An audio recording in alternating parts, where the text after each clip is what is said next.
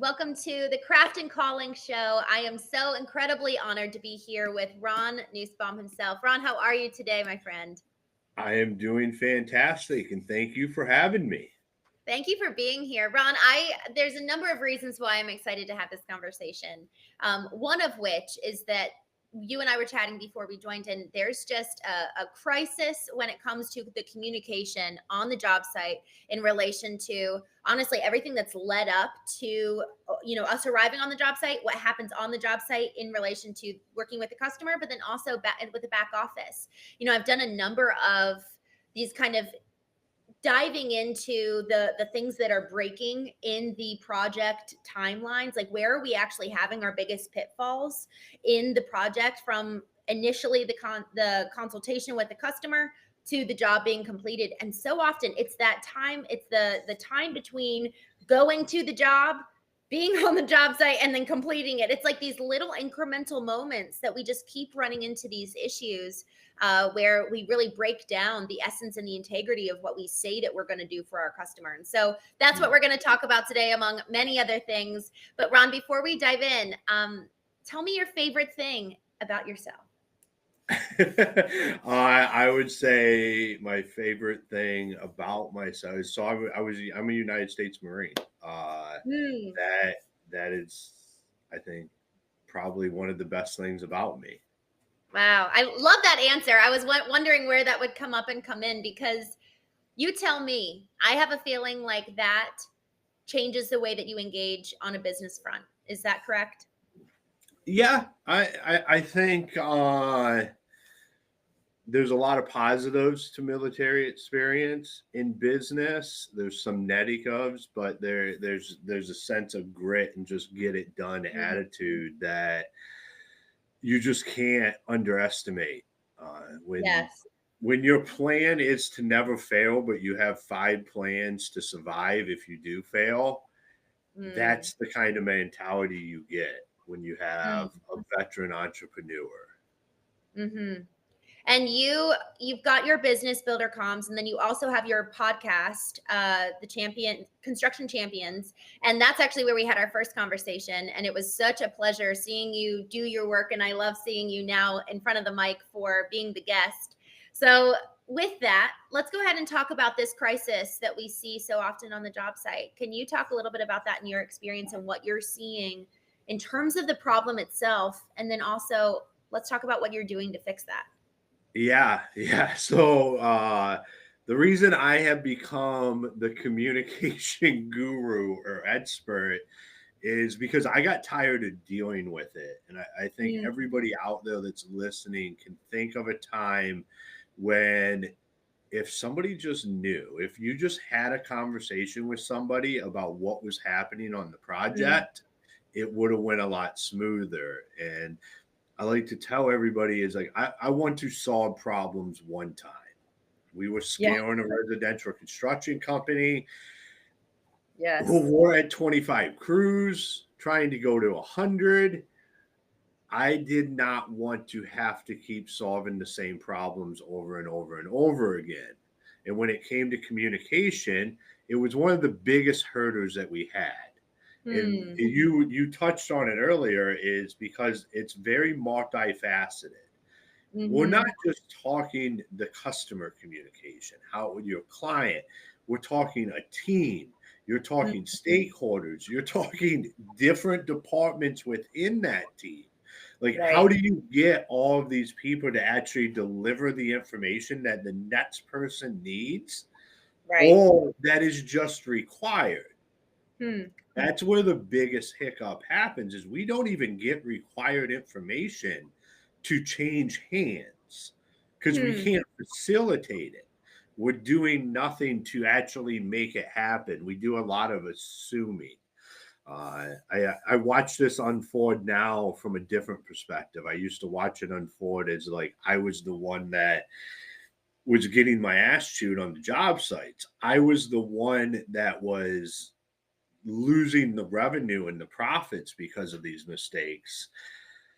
Now I look at it as we have a friend that just got a pool installed and it was a complete communication disaster on both parties.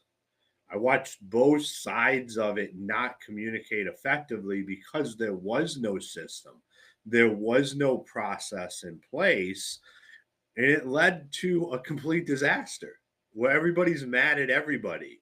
But really, it should have never happened at all. And that is the true chaos of communication, is that it's something that should have never happened. We should have never got to a point where this actually caused the chaos. Right. Right. And to that point, is it the lack of systems in place? Is it the lack of, maybe it's even just not even just the lack of systems, having the house where we actually had those conversations. And it could also be the lack of even SOP, like standard operating procedures. This is how we go about communicating. Oh, and by the way, the system is the vehicle that we do this. Which do Mm. you think it is, or both, or something that I haven't said? So, I believe BuilderComs is the solution for this, Mm, but without SOPs, it doesn't work. Like, you mm, have to have a way that you go about it. You like, this is how we're going to respond to this. This is how, when this happens, this is how we're going to communicate. You have to have SOPs built around your communication. yes. And without that, it doesn't matter what software you use. I believe that we use too much and it's too complex when it Hmm. comes to software. That becomes the hold up, is like, we got Gmail, we got text messages, somebody has a Slack channel, somebody's on a personal phone, homeowners, I don't even know what's going on. We have all these different channels and we're not in control of a lot of them. That Yes. is where a lot of the issues stem from, because you have no idea. Like, you do Mm, not know what's happening on that project. Even if you have SOPs, if the communication's happening everywhere else, right. it's going to fail. It's going to break. Ron, as you're saying that, I'm considering the people listening to this, right? Other business owners, other people who are in the trades field. One of the things that I think could be most helpful for every single one of us, I've got the family painting business, and I actually was just sitting and talking with my dad about this yesterday. What is the customer journey from the second they call, from the second they fill out a form on our website? What is every single point of the customer journey? And y'all, we have to get nitty gritty and down to the bare bones of this, because to Ron's point, we can't put in a new system if we don't know where the breakage is. And so with this whole identification and examination of the customer journey, that's where we get to say, okay, first they pick up the phone and then they call us. What happens next? And I really mean this, what happens next, because we had a voicemail or a voice message that our customers were getting that was 47 seconds long before they could actually leave a voice message. That's a really long time. And we were getting people hanging up and we didn't know why. We're like, people are calling, but they're not actually converting. So we have to actually ourselves move through every single step of the customer journey, seeing, okay, let me actually do the work. Let me call. What does my team say? What's the message? Is the message consistent with what's on the website? Does our phone number even work? I've seen this happen with another client in the trades business where one of their phone numbers was broken and we had no idea for months on end because we weren't pretending to be the end customer. So we have to play the role of the customer and move through the entire process of the customer journey. And Ron, where do you see the most breakage? Because the customer journey is pretty long, right? From picking up the phone and calling, filling out a website form to we're done on the job site. Where have you found that most companies really struggle in that customer journey? Yeah, well, that is a very broad question. Before I answer that, I want to touch on the customer journey thing and how Mm, important the conversations that you're having right now are. I used to play, if anybody's familiar with Brian Chesky, the founder of Airbnb. If you go find his 11-star experience talk that he gives, it's one of the most amazing things. And it's not long at all. I used to play it for our production, I used to play it for our sales department. And then we would have a conversation on what is an 11 install experience? Because he was talking to the team at Airbnb on what does a 5-star Airbnb experience look like, and what does an 11-star like? What like Elon, like he ends it that the 11 star is Elon Musk shows up and he takes you to space like that. Yeah. Like they're this customer journey and what the experience looks like when you start to have the conversation with the people that matter, which are the people in your company. Like we can assume, like I could assume all I wanted. Once I was out of the field and I would just assume like this is what I think is happening. Yes. Until you start having these conversations with the people that are actually engaging with your customers every day, you can't really understand that customer experience and what is happening and how can you improve it. Because if you have the right people on the team, they want to do amazing things. They want to do amazing things for the customer. So they will be honest, and you have to be open to that. So I would just, if you have not listened to Brian Chesky from Airbnb, the founder, his 11-star experience, it's on YouTube. It's a short video. It would change how you think about your customer experience, and it will really motivate you. So to your original question, Yes. So there's so many places to drop the ball. I feel like there's two main ones that we drop the ball. It's in the initial, not necessarily the sale, the build. There's a lot of excitement. The client's excited. We're excited. We're closing another project. Yeah. The client is not asking questions they should be asking because they are excited. And what are we doing? We are glossing over actually answering the questions that we know they should have. We created a standardized checklist of what had to be said once you close the sale.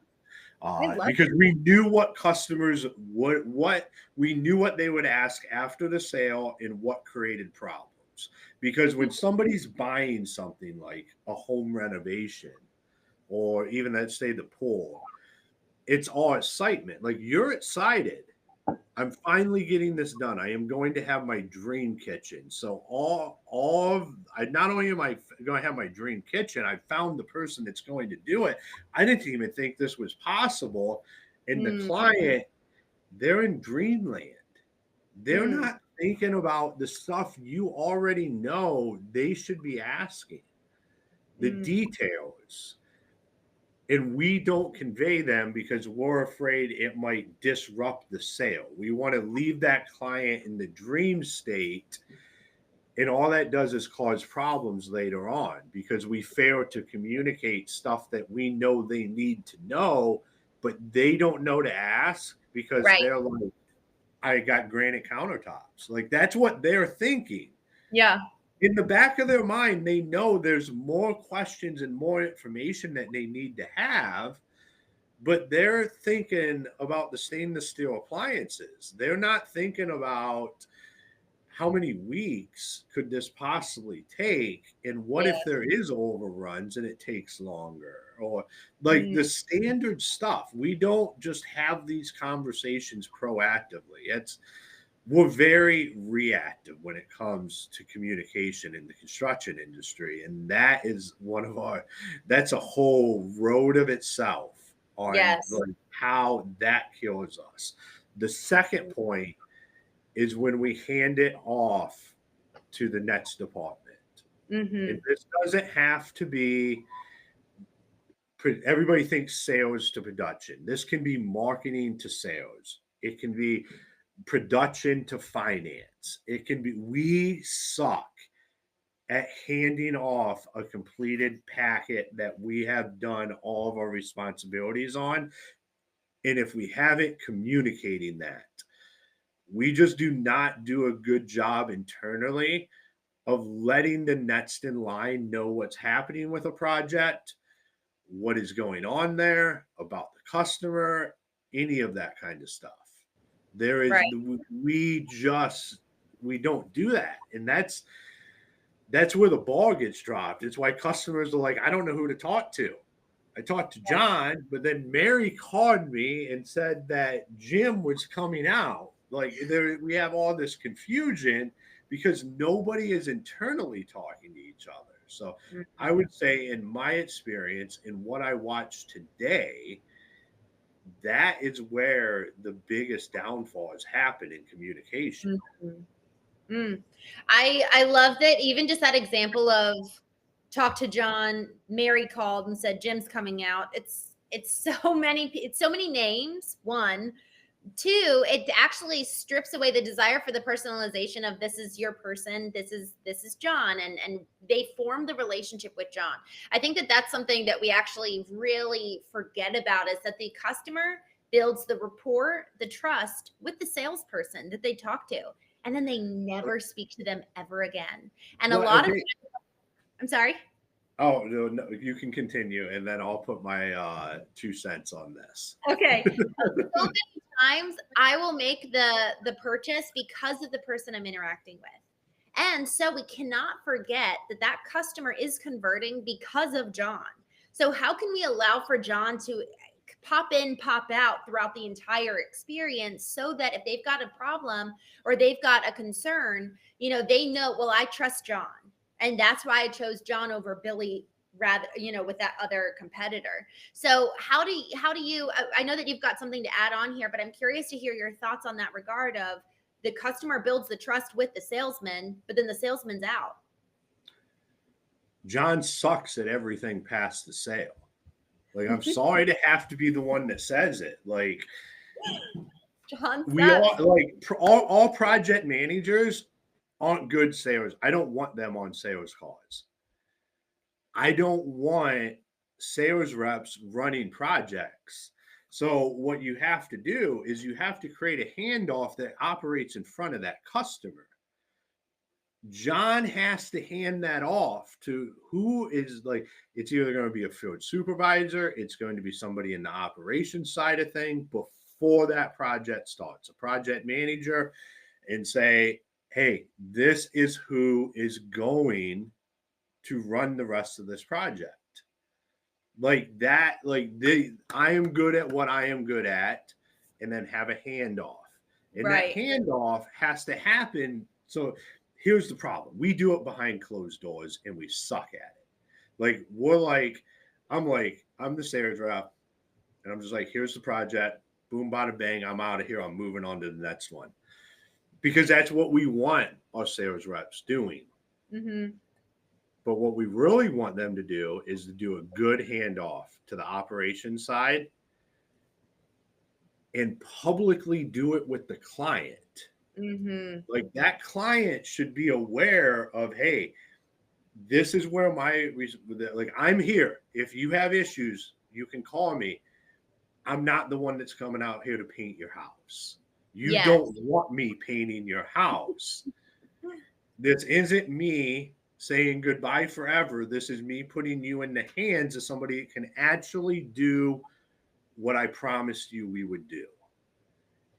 That conversation has to happen, and a handoff happens, and now that customer has a new point of contact at the company who actually understands how to run the project, and that sales rep can move on knowing that that customer is going to be taken care of and go create more customers. And that is how that should work. Because when the sales rep stays in the process and they're on the project, it literally causes nothing but problems. And nothing against them. They're great at what they do for a reason. It's just not managing a project or doing the actual work. And that is just fine. Like I said, I don't want my project managers and my guys on the job site to be the ones out selling. It's two completely different personalities. But yet we think for some reason that it can transition, but it can't. I've tried it. I have tried to make it where a sales rep will run projects from start to finish. Your responsibility. A good sales rep just doesn't have the skill set to do that. Right. Just like a good project manager doesn't have the skill set to go sell. Right. So we have to be willing to say is like, in my opinion, that customer that has all of that trust in that sales rep, and they have to be able to transition that trust to somebody else. Mm. Because if they don't, you're actually doing that customer a disservice, because that sales rep cannot handle that project and actually fulfill on what they're promising at the Right. point of sale unless they transfer that trust to the person in the company that actually can. I love that phrase, transferring trust. And in order for us to do that, I'm hearing what you're saying is that one, the sales rep actually really needs to be sure that they're selling and promising the right thing. And then two, the actually there's really three things. So first, the sales rep needs to be able to be selling and promising the right thing to set the right expectation. The project manager needs to know what the conversations are that they're having before they come in and try to deliver, because that's a communication gap, as well as the back end conversation between the project manager and salesman of, hey, by the way, this is exactly what their problem is. This is exactly what I'm promising. This is exactly what you're going to be delivering. And then to your point, the third piece, which is taking it public facing and doing that really warm handoff. And one thing to even add to this is not just beyond the minutia and details of the project, but what are those personal touch points of how the salesman bonded with the homeowner? How can we bring those personal touch points and incorporate the project manager into this new relationship that's happening so that there's really that emotional bond? Because there's 95% of our purchase decisions take place in our subconscious, which is where our emotions live. So we have to be allowing for the emotional connection between the customer and the salesman that's already solidified, and then having the salesman come in and act as kind of like, I'm going to put my hands on both the project manager, the customer, and I'm going to like put you two together to have that transfer of trust that you said. I love that concept, and just that picture of the salesman really like standing behind these two as they meet and allowing for the emotional connection to take place, and not even just allowing, but facilitating, telling them this is why they resonated with me. Let me, customer, tell you emotional reasons why you'll connect with Bobby, the project manager, and why you're in such good hands. What are your thoughts on that? Yeah, so we used to have sales reps write at least a paragraph of like the stuff you're talking about, include that with the packet. Different people do. It's like we had people that loved that aspect and would write like 2 pages. And I had Oh, like I had people that write like 3 sentence paragraphs. Like, so you have the two extremes there. But what yes. we were just looking for was some of those details, Right. because this is the stuff you forget. We want it written down somewhere in our like transfer that information to whoever's going to continue to run the project. Like, do they have dogs? What are their dogs' names? Do they have kids? Like, what else is going on in this house? Because one of the things we did understand is we are going to be the most disruptive thing that these people have ever been through in their house if they're going to stay there during it. And most of our clients stayed there during it. Very disruptive. We're going to flip their wardrobe upside down. Mhm. We You want to know what's happening around that house, in that house, not in like a stalker way, but in a way that you can mitigate issues. Like, if you know people have dogs and you're the foreman showing up, you can proactively have that conversation. We are going to be coming in and out of this house all day long. I know you got Rory and Mackie over here, and what is the plan with them? Because this door, like, I don't want them getting out. Yeah. So it allows you to start to understand some of the conversations you're going to have. Reps matter. I like practicing this stuff. So, like, say you're a foreman and you're on the way to the project. The project manager has briefed you on everything because they're the ones that have been handling it since the sales rep was there. You now know you have your detailed information. You're on the way there and you're dealing with a homeowner. Homeowner's going to be there. And you can play some of this out in your head.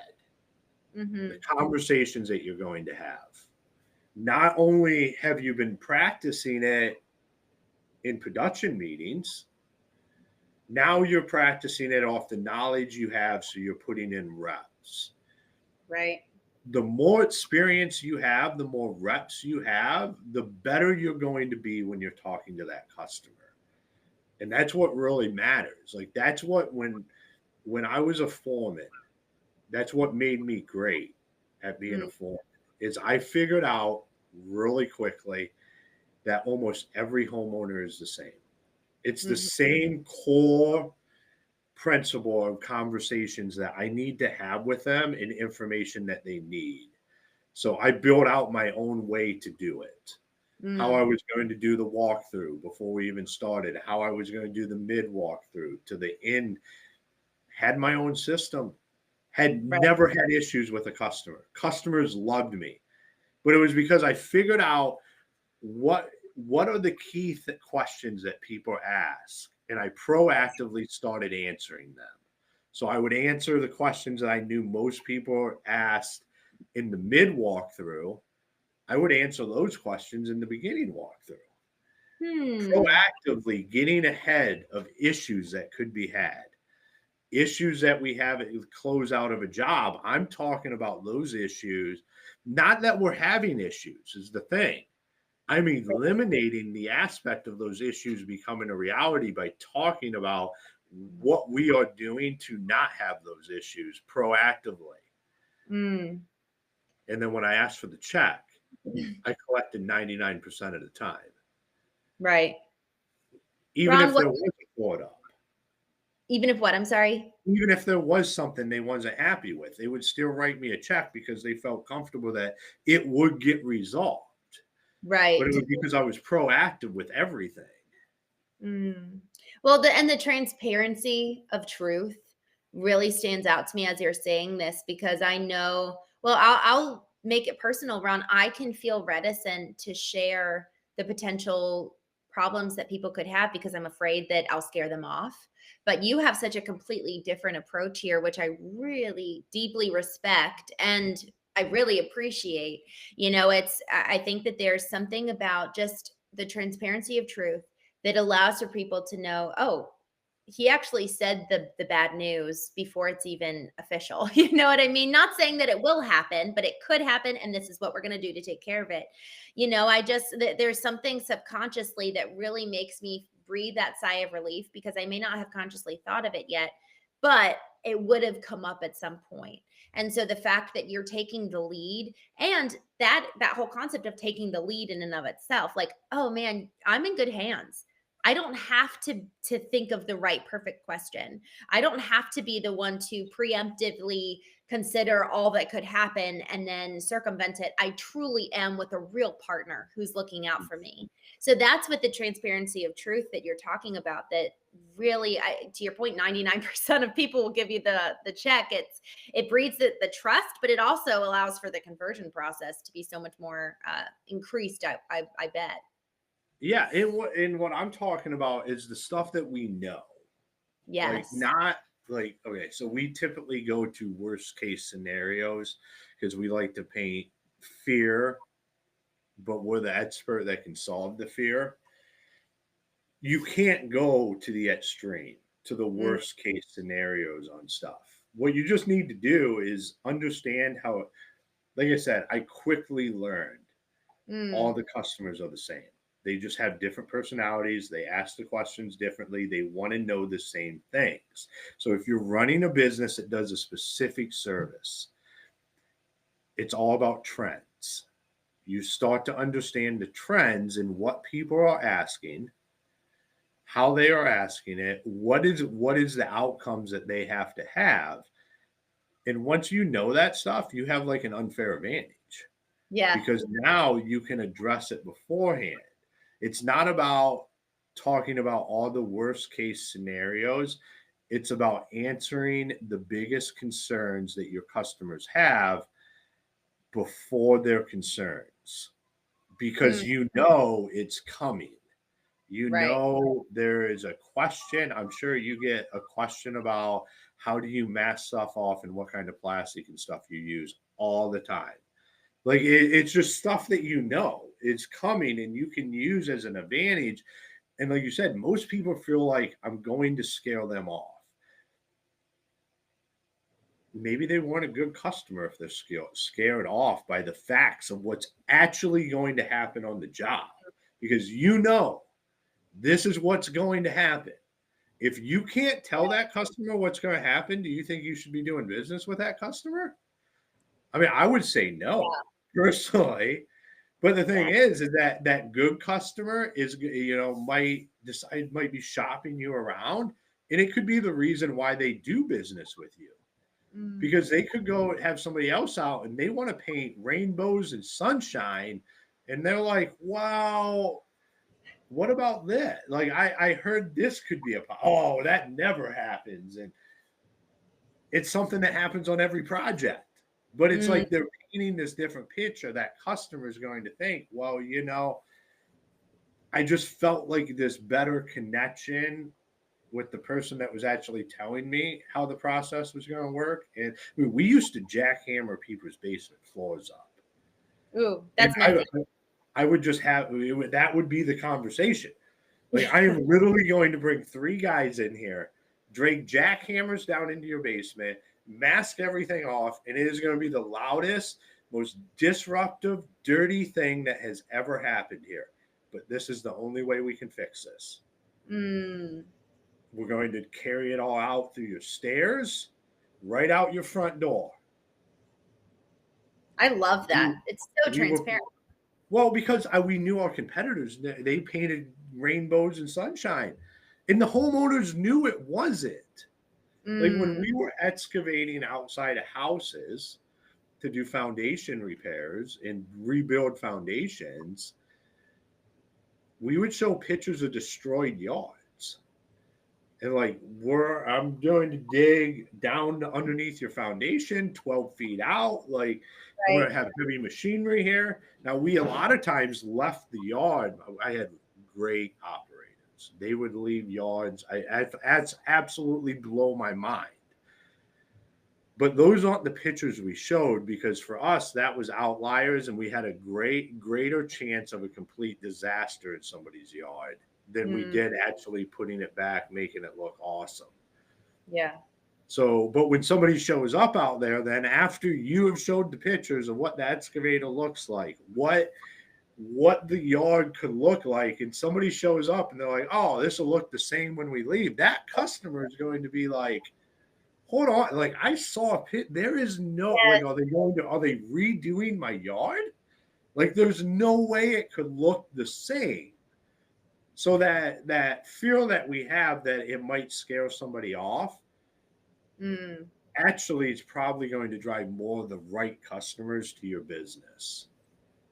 And that's what a strong brand does, is that they set the expectation for the experience that someone's going to have.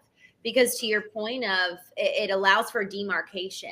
Truth is a demarcating uh, element, right? It's a power force that comes in and it draws a line and says you're either a good customer or not a good customer. But if we're not speaking the truth, we don't stand out from our competitors. We might get bad clients, and we're ultimately not telling the truth, which comes down to our core values. We talked Mm. about this a little bit before of, well, what are the core values that drive the business? And if you're saying integrity, if you're saying truth, and you're not setting the right expectation, you're fundamentally unaligned and misaligned. So I'm curious about how you actually started to tell the truth to this level that really holds that transparency, Ron, because it is unusual. To your point, hardly any of the other competitors are doing that. So what really propelled you to start incorporating this tactic? Same reason I built BuilderComs.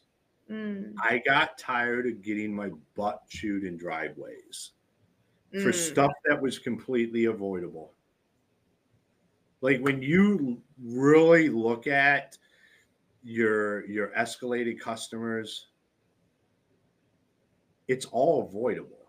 Like there is not a lot that happens. Construction has a lot of uncontrollables. But as long as we can control what we can control, the uncontrollables don't get out of control. Like we look at this all wrong. Like it's all, I don't control any of this. Well, you actually control the foundation that controls the uncontrollables. Mm. And look, and I just got like I said, I'm a problem solver, and I like to solve problems permanently. I don't just want to throw a Band-Aid on something, because Band-Aids don't scale. Solutions scale. So if you're unwilling to figure out how to fix the problem permanently, then you must have a tolerance to deal with the problem indefinitely. And I just don't have that. Like I want stuff fixed. So it was like, how do I stop getting my butt chewed? How do I get my phone to stop ringing with somebody upset? And it just became like, we just have to be transparent. Like it just, whatever, like don't all sales reps ran better numbers being open than they did not. So the proof's in the number. Like this is what our customers wanted. But what mattered to me was the de-escalation, people paying when we completed the work, making sure that we were making a profit. Like a company is designed to make a profit so it can continue to provide for its employees. We can buy new equipment, new shops. We can continue to grow. Right. That's important. You know what cuts into profit more than anything in construction? Callbacks. Upset customers. 100% does nothing but eat profit. So if you're trying to figure out how do I make more in profit, let's look at how much money and time we are spending on callbacks. Because there's a great study that was done. I was just out in Vegas talking about this last year. I'll be out there, actually I'll be in Orlando this year talking about it, is about how to eliminate callbacks. And there's this great study that was done that if something costs $10 in the design phase, to change that and fix it in the build phase cost $100. Once that, yeah, it's a 10x multiple, and I'm really going to blow your mind right now.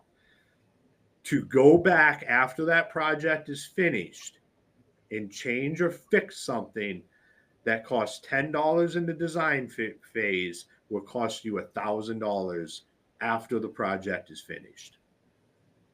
Oh. This is why callbacks in redoing stuff is absolutely gutting people's businesses. I just got chills. That is absurd. And to your point, transparency fixes that because they know what to expect. They're not going to be surprised. Man, I just have to say, Ron, we've talked about branding before in other conversations, and really a strong brand sets the expectation for what the experience is going to be like. And it saves all of the aftermath. It saves on canceled, because that's a whole other conversation. We don't need to get into it now, but canceled jobs, that's a whole other, man, we talk so much about getting new leads, getting new customers, but what about retaining the ones that we've actually closed and making them so happy that they don't call back? Talking about the customer journey, analyzing every single touch point. Where's there opportunity for us to do better in terms of the communication, and also do better at just really thrilling and delighting them, so that thrilling and delighting based on them knowing the truth. We can't thrill and delight if we don't set the baseline for what is. So the truth is paramount in this whole communication crisis. Quick question for you. You said it's not, you didn't say this exactly, but effectively we're not fear mongering when we tell the truth. Can you share a little bit about that? Because I really appreciated that point. It's not talking about worst case scenario. It's just literally stating the facts. Yeah. So I think, I don't think, I know, is we would go out and we would be like let's take a failing foundation wall. Hmm. We would be like, oh my God, I can't even believe you're living in this house. This wall could come in right now. You know And what? That could be an accurate statement, but it's not a statement that needs to be made. Like we feel like that's because that's not the truth either. Like we took the truth and we inflated it into something that fits a narrative that we want to tell that customer. The truth is just the truth. You can't speak to what the worst case scenario is. Think about the fact that we don't know what's behind a lot of walls. When we Mm-hmm. open up a floor, we don't know what's under there. I don't have x-ray vision. I have Yes. over a decade of experience that tells me this looks like it's this, and I can make a pretty educated guess on what we're going to run into. But all you're doing is being honest about your process. We're Right. not talking about worst case scenarios. Like Right. for painting, like I wouldn't go in and be like, well, we could put this paint on the wall and it could have a chemical reaction that would just melt your drywall. I would be talking about, we come in, we use a base primer, then we do 2 coats of this. We can do 3 if you want. We put plastic down on the floor, but we are painting your house. We're going to do our best to clean up, but there could be some spots around. Our guys are professional at this, but at the end of the day, we are spraying or we are brushing on or whatever. However you do that, stuff happens. Yeah. Right. It's not a perfect science. Like just be like people just want you to be real and like be honest with them. But we feel like the honesty is like I'm way over the top. Like I'm going to tell worst case scenario. Why you don't put those thoughts in your customer's mind. Right. Address the worst case scenario when you're approaching it, not like when it's hypothetical. Like, And to your point about the fear mongering, it's not like your house could collapse any moment. It's not fear mongering or worst case scenario necessarily even about your process. It's just about in general setting an unrealistic element about the existing situation or circumstance and how then you're going to come in and be the hero. I like that perspective too. Joe on Facebook says, the lack of or poor processes, whether it's sales processes, operational processes, lack of lead is really a reflection of the lack of leadership making process a priority. And then he says, without structured processes, growth is not an option. I absolutely love that comment. Without structured processes, growth is not an option. And communicating that to your customer. We need to know it on the internal. We need to have it in for us as a team, but we have to communicate that to our audience. There's a lot more here that I'd love to dig into, Ron. Can I have you back on here and we can talk specifically about what those systems are and specifically what you've done on your end that have allowed for the scalability and the growth because of the new systems in place? Absolutely. I'm always willing to come on. This has been a fantastic conversation. I so appreciate this. This is so important. And so often whenever we're talking on the foundation first side, coming in and looking at businesses and seeing, man, look at all these broken pieces in the customer journey, or even on the painting and finishing side from the family business, this whole process of the customer journey is something that we will never be too old for. We'll never mature out of as a business. We always need to be looking at this. So Ron, thank you for your wisdom and your insight. I'm grateful for you, my friend, and happy to have you back on hopefully soon. Yeah, absolutely. Thank you for having me.